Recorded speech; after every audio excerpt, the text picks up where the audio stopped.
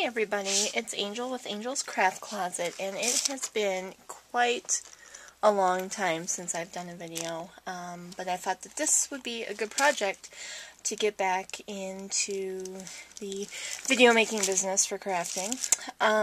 My niece's birthday is coming up this week, and she just recently decided that she liked Vera Bradley bags. And they have this night and day pattern on clearance for 40% off right now because it's retiring. And when I saw this flower image, it reminded me a lot of the Stampin' Up! Punch that I had with the coordinating triple treat flower stamp.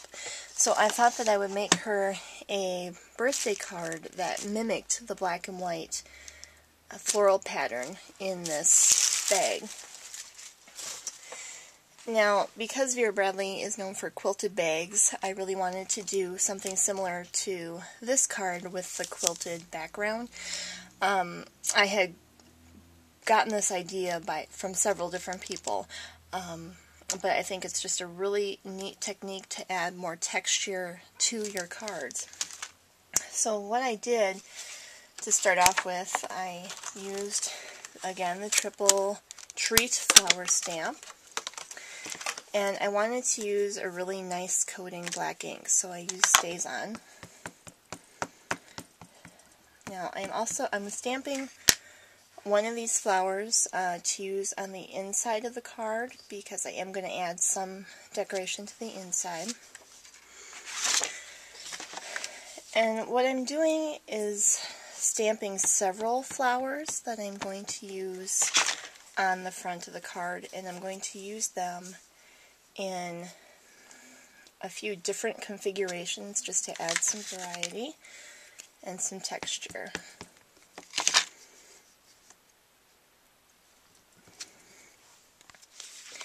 So now that I have most of my images stamped, I'm going to start punching them out.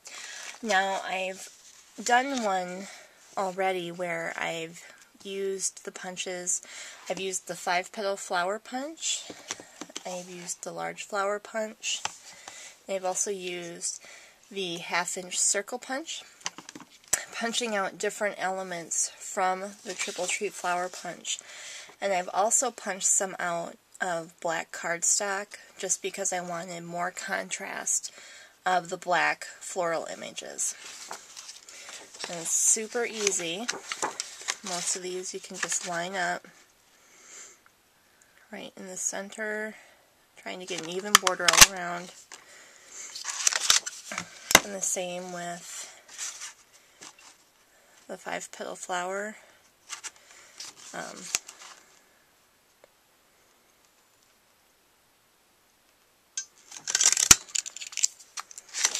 And then with a small circle, you can cut in a little bit and then punch out.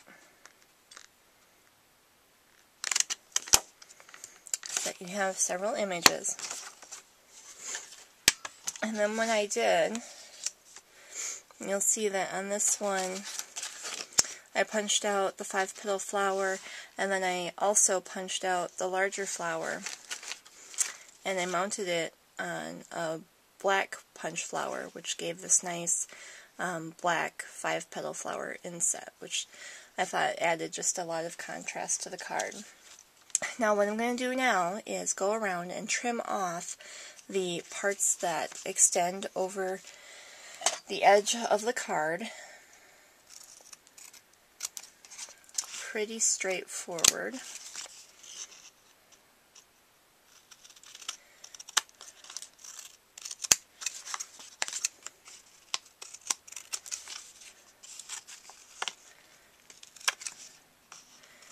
You can see that I had some adhesive extending over the edge as well, which is why the paper is sticking to my scissors.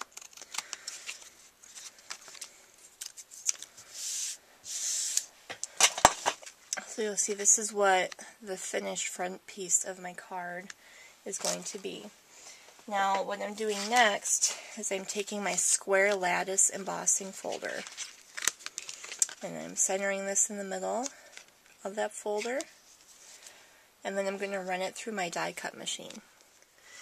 Okay, so now I have run my piece through my die cut machine and embossed the quilted texture. You can see that that provided a really nice quilted effect, which was exactly what I was going for. And what I also did was attached one of the flower images to this strip of green and ran that through to carry the quilted texture into the inside of the card. Now you'll see here that I've already mounted this on a dark silver mat. I am also going to add a lime green border around. I wanted a very thin border, so I'm going to adhere the front piece to the cardstock and then trim it down.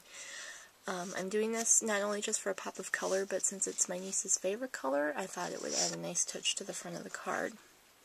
Now, also important to note, when you use textured embossing folders such as this, and you are adhering the piece to a mat or to the front of your project, this is not really the time to conserve your adhesive. Because of the texture, you're going to want to use a little bit more adhesive than you would normally to ensure that you get a proper sticking surface. If you don't use enough adhesive, chances are your piece will start to separate from whatever it's mounted to. So just make sure that you use a solid adhesive or a lot of whichever adhesive you use.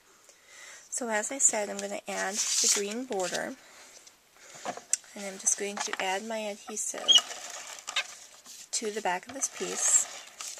You don't need quite as much on the back that you've just added that image to.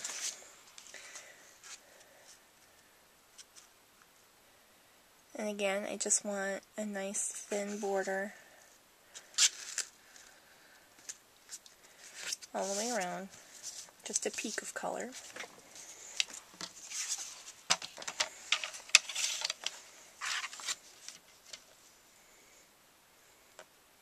Trick now is not to take off too much.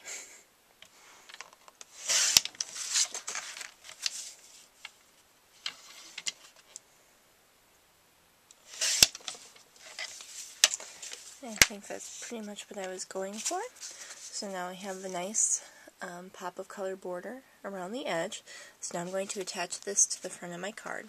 Okay, so I have now attached my front quilted piece to my card base. And I have also, for the inside piece, I've added a piece of the dark silver paper behind the green to tie it into the front and attached it. Now before I firmly attach this down to the inside of the card, I want to stamp my sentiment. And to keep it young, I have chosen the sentiment from the Stampin' Up! Delightful Dozen stamp set. I just think it's kind of fun for a girl my niece's age. So again, I'm just going to use the black Stays On, but really you could use whichever black ink you have available or whichever color you desire. Just going to stamp it toward the top. So I think that looks fun. And now I'm going to just use my regular adhesive to center this on the inside of the card.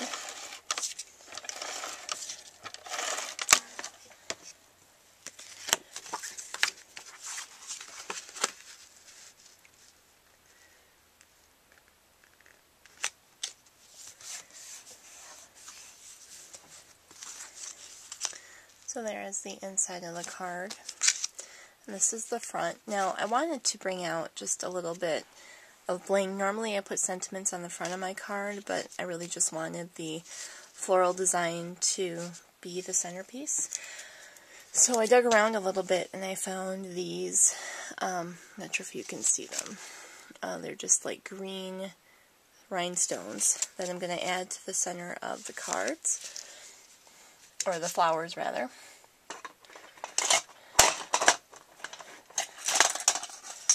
Maybe.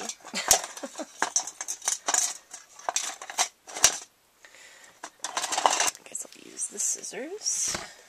Oops, sorry, just moved you around.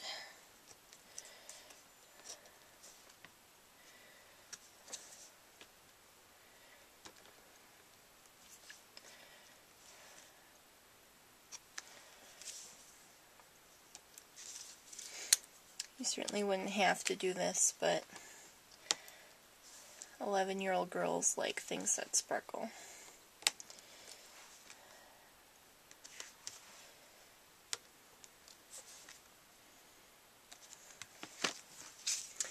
So here is my finished card. It's the black and white quilted card with just a punch of color. Lots of fun, and thank you very much for watching, and hopefully I'll have more videos posted soon. Have a wonderful day.